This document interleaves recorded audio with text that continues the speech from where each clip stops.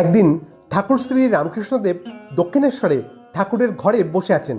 অর্থাৎ দক্ষিণেশ্বরে এখনো গেলে আমরা যে ঠাকুরের ঘরটি দেখতে পাই সেই ঘরে বসে আছেন স্বয়ং ঠাকুর। এছাড়াও আরও কিছু ভক্ত সেখানে রয়েছেন, আর আছেন লাটু মহারাজ।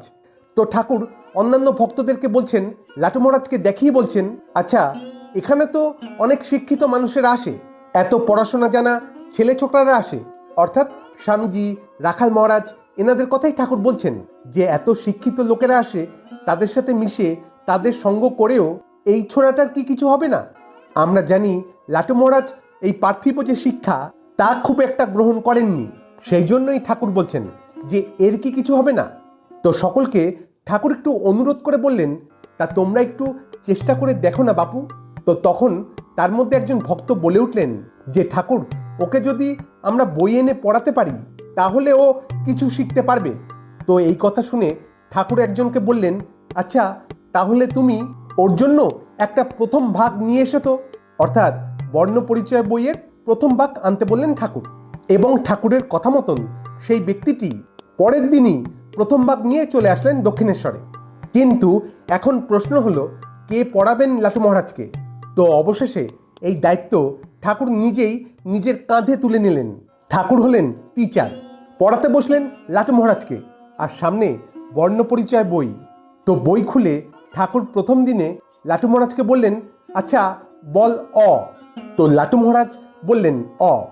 এরপর ঠাকুর বললেন, বল আ। লাটু মহারাজ বললেন আ। তো এইভাবে ওই দিন সম্পূর্ণ স্বরবর্ণ ঠাকুর শিখিয়ে দিলেন লাটু মহারাজকে, এবং এরপর টানা 2 দিন ধরে লাটু মহারাজ সেই স্বরবর্ণ, সেই পাঠ অভ্যাস করলেন, একেবারে মুখস্থ করে ফেললেন। কিন্তু তৃতীয় দিনে ঠাকুর যখন ব্যঞ্জনবর্ণ পড়াবেন বলে বসলেন, তখন দেখা দিল এক বিপদ। ঠাকুর যেই না লাটু মহারাজকে পড়াচ্ছেন বল ক, অমনি লাটু মহারাজ বলে উঠছেন কা। আমরা জানি লাটু মহারাজ ছিলেন বিহারি, তাই হিন্দিভাষী যারা হন তারা ক খ গ ঘ না বলে বলেন কা খা গা ঘা, একটু আয়ের টান থাকে। তাই যতবার ঠাকুর বলতে বলছেন ক, লাটু মহারাজ ততবারই বলছেন কা। আর ঠাকুর যাচ্ছেন রেগে। পাশেই দাঁড়িয়ে আছেন রামলাল দাদা। ঠাকুর রামলাল দাদাকে বলছেন, ওরে রামলালো, এশালা তো ককে ক বলতে পারে না, শুধু বলে কা।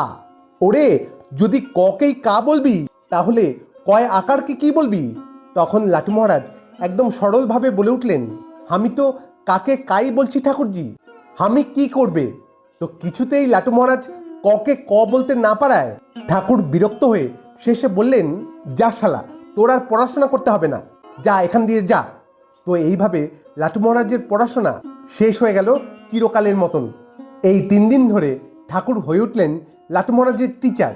আর শুধু লাটু মহারাজ কেন, সমগ্র জগৎবাসীকে আসল শিক্ষা, প্রকৃত শিক্ষা ঠাকুর দিয়ে গেছেন, এবং ভবিষ্যতেও দিয়ে যাবেন যতদিন এই সৃষ্টি থাকবে। কারণ ঠাকুরই যে এই জগতের প্রকৃত শিক্ষক, প্রকৃত গুরু, বিশ্বগুরু। তিনি শিক্ষা দেবেন না তো আর কে দেবেন?